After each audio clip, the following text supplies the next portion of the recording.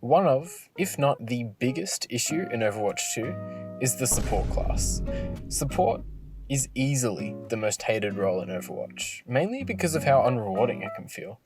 There is rarely any crazy thought out plays you can make, most of the effort you put in is unrecognised, and half the time the game is won based on the actions of the other classes, not how much healing you do. This makes the class, honestly, feel really unfun to play half the time. Narrowing this down, there are two main issues with the support heroes: survivability and fun level. Supports almost seem designed to be easy picks, and while that's fun for the other team's DPS, it's miserable to experience, which is exactly why the queue times are so ridiculously skewed, and they have been since the game's launch. The fun level is simple. How much fun is the character? Or rather, how unique is the character? Are they rewarding to master? Do they provide utility to the team when they are played smartly? Are they enjoyable to play? This is what fun level means, and in this video I am going to rework or upgrade every single support character up to a level that I feel gives them higher survivability and utility, and also makes them much more fun to play. Before I begin though, I just wanted to say, do subscribe if you like the video. I really do appreciate the support, especially all the comments. The comments on my last video made me squeal happily and kick my feet and yearn for love and attention, and now I'm really dependent on praise and support, so do subscribe, otherwise I will crumble and I will tear at the seams. Thank you. On with the video. First up, Ana. Ana is tied with Zen for having literally zero mobility, but she can have pretty high survivability with good enough aim of sleep in her rifle, as well as decent cooldown management. While I honestly think Ana is in a fairly alright place at the moment, she can be kinda boring, and feel a bit unrewarding to play when a Reaper can literally just tank through every single one of your cooldowns and two-shot you, and then get away just as easily. If I was to add anything to Ana, to both help her survivability and potential for fun, I'd say that when she crouches for more than 1 second, she cloaks herself. This limits her movement speed, as she is crouched, but I feel like it would add a little bit more hope in the constant flanker matchups she faces. For example, she could jump off a wall, with a flanker following her, cloak in midair, then hide around a pillar or something. It's an ability that I feel fits with her character as a sniper, and I don't think it would be too irritating to play against, as she can still be very easily caught off guard while cloaked, since her movement is limited. Other than that, Ana is honestly in a pretty good spot right now. Now, Baptiste. Baptiste is a really cool character to play. His lore is awesome, and the idea of playing as pseudo damage dealer and healer is so cool sounding. Unfortunately, he's a bit different in practice. Regen and his lamp both boost his survivability, but can be countered with burst damage and displacement, both of which flankers excel with. His jump is excellent for pre-combat positioning and finding good spots for result, but it doesn't make much sense to me for him to be forced to crouch for a few seconds, limiting his mobility, just to get a linear jump that can be very easily predicted. In other words, the devs want you to counter flankers by 1, limiting your movement on purpose, and 2, throwing a stationary object down that can be destroyed, as well as a single static burst of healing. Can you kind of see the point I'm getting at? Baptiste has so much potential, but I feel like it's wasted a little bit. To make him more fun, I'd add a little variety to his boots. For one, the charge can now be stalled for 5 seconds to give him more reactionary utility. Again, if a Reaper is charging you, Bap should feel able to escape, at least for a little while, instead of being forced to sit still every single time he wants to jump. Now, for the second change, Exo boots can be directed and also give a double jump when fully charged. Let me explain. Whatever direction Baptiste is holding when he jumps while charged, he's launched in. Forwards launches you like a long jump in Mario, and then the same for all the other directions, with no direction just giving you a straight high jump. If his boots are fully charged when he jumps though, he can also double jump in any direction, including while already moving in a different direction midair, with the same length as Hanzo's leap. The reasoning behind this is that it adds more fun to his kit, which, honestly, his kit can feel a bit stale when you're being bent over by a tracer for the 5th time that game, and it also increases his survivability beyond just trying to outlast a flanker with lamp and regen. This might seem a little bit overpowered, But so what? Supports deserve to be more than just sitting ducks. It adds variety to their very, very small roster, and also spices up games a bit. Give them a few breadcrumbs, honestly. Fun ideas means fun for both teams, and I feel like these changes make Baptiste fun to play and play against. Oh, Brigitte, what have they done to you? Brigitte has literally been left in the dust for months now. Removing her stun was a good idea, as it makes it more fun to play against her, but she got nothing in return! Lame to play as and lame to play against. I want to change that. The easiest change you could give her is making her bash a boop. If it can't stun, it should at least provide minor utility. Giving it a boop makes it more viable to bonk a flanker chasing you down, as well as making it just a bit more useful than extra damage. Now, for the real changes. I propose a complete rework of her whip shot. Brigitte's biggest issues are the boredom of playing her, as she has literally nothing special about her compared to the other supports, as well as how small of an effect her abilities have. The best way to change that, in my opinion, is to make her more unique and just give her like a little bit of variety. Therefore, my idea is to change her whip shot into something similar to the skill Stance from Elden Ring. Holding the whip shot button will give her two options on how to use it: a sweep and the old whip shot. Sweep will do low damage, say around 40 to 50, and sweeps back all enemies in front of you by a small amount, about say half the distance of Lucio's boop. Now, the real spiciness. Her whip shot acts the same as before, but adds higher knockback and damage per enemy hit by the sweep. This doesn't sound like much, but each enemy hit by sweep also reduces the ability's cooldown by 1 second, and it is now on a 5-second cooldown. To put this into perspective, Brigitte can charge an enemy team with her bash, booping a flanker into their team, hit a full sweep and do minor damage, and if enough enemies are hit, she can decimate a squishy with her whip shot or go for an environmental. What this change does is actually reward Brig for playing as a melee character. You know, how she was designed? She has very low healing compared to her team, and in my opinion, it is way better to lean more into her tanking / disruptive potential than healing potential. To balance this out, Brig only has one charge of her packs, but it provides armor on a 6-second cooldown. Her ultimate also gives armor instead of overhealth now, albeit at a much slower rate. To put this all into perspective, Brigitte has a new place as a disruptive menace. She can't heal anywhere near as well as other supports, but she becomes a high skill ceiling character based around good aim with whip shot and effective cooldown management, very similar to why Doomfist is so fun.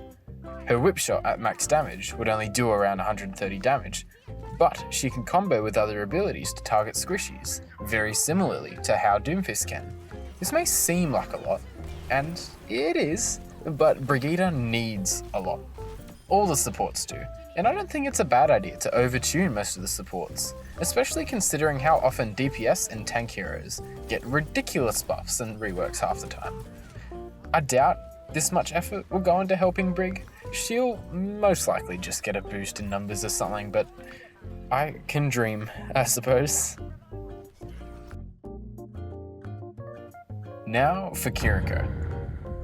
Kiriko is absolutely the best support in the game, and for all the good reasons. She has high survivability, with a skill ceiling to her escape tools, like juking someone with the climb. She's really fun to play, and feels really cool. She also has unique and useful utilities. Faster attack speed and status cleansing are extremely useful, and it's unique to her. Kiriko is extremely good, and I don't think she should be changed in the slightest. What I think is that every support should be changed to meet her standard. Like, why bring one of your most popular and useful characters down a notch when you could just up everyone else to meet her? Especially since she's a support. This is the first time Overwatch has had an extremely powerful support that isn't infuriating to play against. I really hope Blizzard sees this and doesn't drag her down, but they most likely will. It makes me sad. Kiriko is perfect as she is. The issue with supports isn't that she's too powerful, it's that the others aren't powerful or fun enough. Now for Lucio. Holy fuck, Lucio. Lucio is perfect. His high skill ceiling is extremely rewarding, and with his survivability and fun level off the charts, he is excellent. And honestly, I think Blizzard should just recognize that a little bit more. The only change I would give him is 5 more damage per bullet. This would give way higher kill potential. 4 headshots would mean an instant 200 HP pick. Couple this with melee and boop to add more damage if you miss a shot, and Lucio is perfected as a support DPS hybrid. If this seems overpowered, good. Lucio is an awkwardly bad healer. To fix that, just lean into his DPS potential. It would make it much more rewarding to go for picks, as well as movement is astounding. If you aren't hitting headshots and saving all your cooldowns for one target, you can't even get a single pick. This change gives Lucio players free reign as a DPS healer, and just makes him even more fun. There's still a high skill ceiling to Lucio with this change, but it's much more rewarding to hit that skill ceiling now. Again, supports deserve to be overpowered, in a good way. Players gravitate towards tanks and DPS for how flashy and fun they are. People enjoy being able to carry games and pull off stylish plays. People hate supports because it can sometimes feel like no matter how well you play, you lose the game anyway. Genuinely, what is so bad about making all supports just that much better? Anyways. Now, for Mercy, I feel like she's in a really good place right now, both survivability and fun-wise. She can escape flankers really easily with her Guardian Angel, and just feels really fun to play if you're into being an enabler for your team. The only changes I'd make for her is just to make her ult cheaper and last just a little bit longer. Like, it gives you a ton of mobility, but I can just feel a little bit too short when going for solo kills. Ultimates should feel like they give you a large situational advantage, and while this is a small change, it just gives Mercy more options. More options means higher skill ceiling, and high skill ceiling pretty much always equates to fun, in my eyes anyway. Now for Moira. I hate Moira so much. As someone who plays Doomfist and Lucio religiously, a character that heals herself with an auto-aiming damage beam that can escape fairly unpredictably or chase easily, as well as having a small hitbox, is very irritating. I'm sure a lot of people agree. Moira functions as an extremely good anti-flanker. She can counter Genji through his deflect, doesn't do enough damage to Doom to empower him, and can just lazily follow Lucio along the wall until he dies. She's hard to balance, because she is actually super fun to play as, just not at all against. To change her, I'd reduce her self-healing and damage a small amount, say from 24 healing and 50 damage per second, down to 15 healing and 35 damage per second. To compensate for this, however, her movement is amped stupidly. Her fade now lasts up to 4 seconds and can be cancelled. Her jump speed is amped massively, and the cooldown is reduced by 1 second. In my opinion, the major annoyance of Moira is her ridiculous damage potential combined with its ease of access. What this change does is give her fade more utility than just a quick escape tool. It can be used to get back from spawn quicker, escape ultimates and flankers easily, and with the jump speed boost, she can traverse vertically even better as well. Coupling this with the damage nerf makes her feel less like a major damage threat and more like a support Genji, where the focus is on mobility and mastery of her mechanics over damage potential. The last change I'd make to Moira is to give her 2 options with her ult. When she activates it, she can choose to fire it from her left hand or absorb from her right hand. The left hand acts pretty much the same as before, with 50 damage per second, down from 70. This highlights it as more of a healing tool instead. Using her right hand though, greatly amps her absorb damage and self-healing. Using her right hand makes her deal 75 damage per second and restores 35 healing per second instead. To compensate, her ult would be around 400 to 500 points more expensive. What this does is give both the person playing Moira and the team playing against her a lot more variety. Moira is infuriating for how much damage she does with her auto-aim abilities. These changes focus more on her movement and give her options and much higher team play potential with her ult, as proper communication can help survive large ults, or compound with ults like Maze or Sigma's. Moira is a really fun person to play as, and I don't want to take that away at all. But personally, I think it's way more fun to be speeding around the map and getting into weird healing and flanking positions than it is to just hold right click to get results. Last but not least is Zenyatta. I would actually argue that Zen has some of the highest survivability of all of the supports, but all of it depends on aiming and positioning. There is no escape for a Zen caught in a crossfire, but for a Zen who can set up a Discord orb on a flanker, peek a corner and get a full 5 burst, or just a few balls with a melee, his enemies will fear him. That's why I love him. He almost acts like a turret with how high his damage is and how low his movement is. He's very, very fun. The only issue with him is his survivability. Like I said, a single flanker is easy, but with more than one target, Zen is easy fodder. He should at least have a tool or two to avoid conflict for a short while. I think the best way to do this is work with what Zen has. He has enormous damage potential, and part of this is due to his ammo pool and how much each shot provides. I think the best way to give Zen a bit of survivability is to use this as some sort of currency.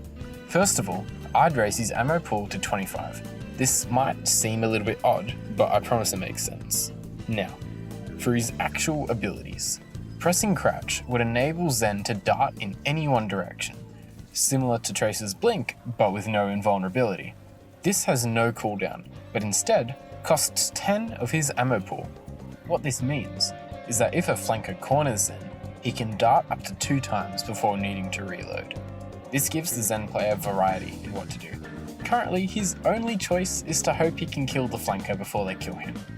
While this mobility option isn't enormous, it will allow Zen players that master it to dash twice, confuse the flanker, then hit a full 5 burst on the flanker with the last 5 in their ammo pool. Now for the second change. Zen can hover or meditate for a short while in the air. He hovers a lot slower than Echo or Mercy, but it costs 5 ammo per second. This would provide him with a decent skill ceiling for duking out flankers, similar to my Ana change. He could jump off a ledge, hover and float back while the flanker follows and falls.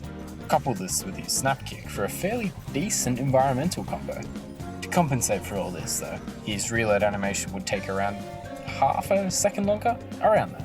The point of these changes is not to give Zen huge mobility, as it doesn't fit his character or his playstyle at all.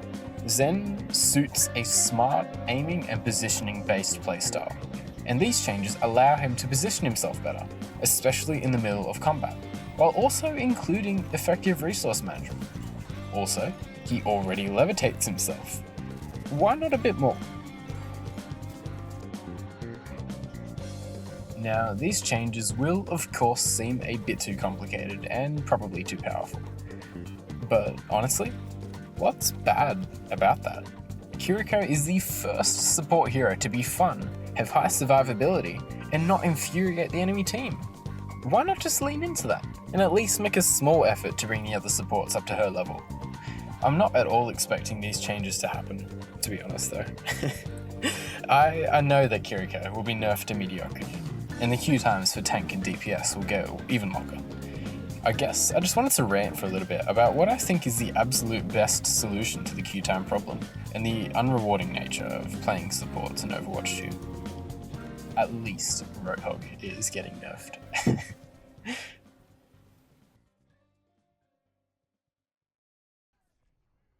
Hey, so if you watch the whole thing, I do appreciate it. At the time of writing, I have 17 subscribers, and I am really hoping to hit 4 million by January, so subscribe if you enjoyed. That isn't a request, by the way. It's a legal order. I'm in your walls, and I'll know if you don't.